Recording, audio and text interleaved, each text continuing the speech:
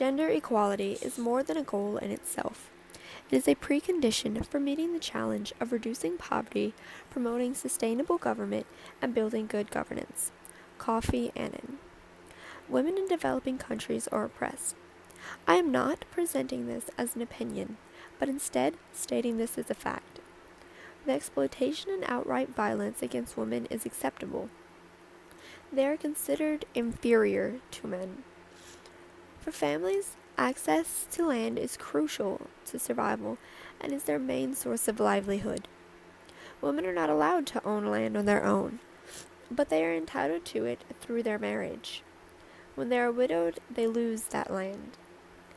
There are many examples of this, but the most disturbing one is the story of a Rwandan woman whose nephews forced her off her land her parents left her after they passed away. She had 12 children, 7 of which were still alive. When she went to court, she was told that she had lost before she had even begun. She told the judges that she was staying and that her father had given it to her, and she was put in prison. Her nephew said that no woman has ever inherited land. With owning land comes the need for water. Water is a valuable resource in agrarian societies and is solely the woman's duty to collect. On average, the woman will spend up to 8 hours walking to and from the home to gather water. The women whose duty this is are seen as inferior and are considered on the same level as cattle. Therefore, men are not allowed to assist them. Women in these places have much more than their land at stake. Their life is at stake as well. Islamic law stimulates honor killings in Muslim countries and in Muslims living in other countries.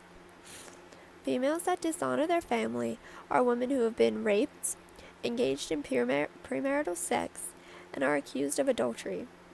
In those countries, many of the women killed are murdered by their family members, and in the courts, those family members are acquitted of their crimes.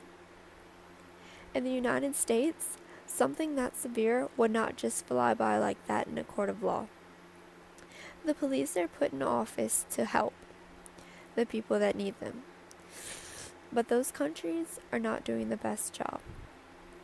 An example of this would be a 16-year-old rape victim who turned to Jordanian police to protection from her father who threatened to kill her. They had her father sign an agreement stating that he would not harm her.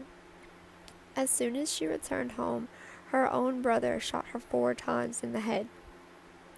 He spent only 4 months in jail. In a statement, he said that he should not have been put in jail. He stated that if he stayed alive, all of his family would have hung their heads in shame. He compared women to glass plates, saying that if you throw it on the floor and it breaks, it would not be of use anymore. Saying that females are just like that. If they have been violated, they just are finished. It seems to be that females are objects to be played with until they are broken, and nothing is being done to change this. Reasons on female murder in these countries are numerous, and do not only focus on dishonor, but also dowries. When a woman is married, the family has to pay a dowry to the other family, and is usually extremely expensive.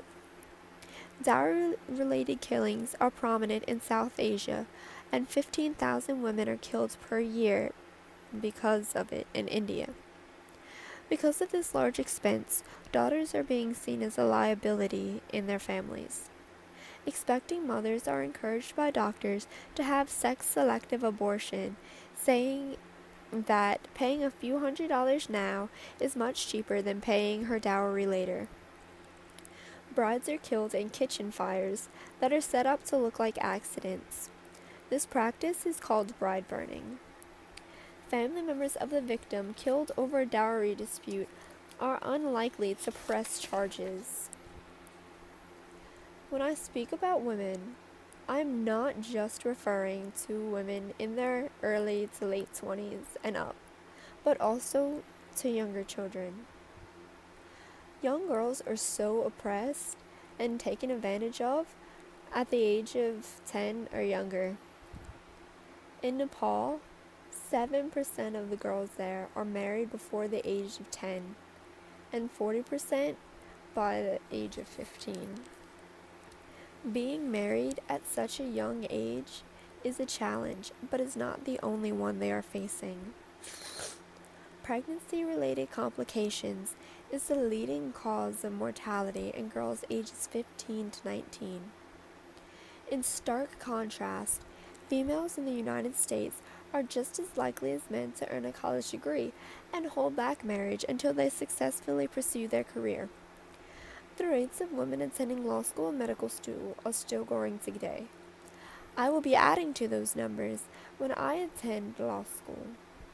It is up to men and women to challenge the traditional norms and to bring about a genuine change in the condition of women. Every person deserves to be treated the same, no matter their race, nationality, or gender.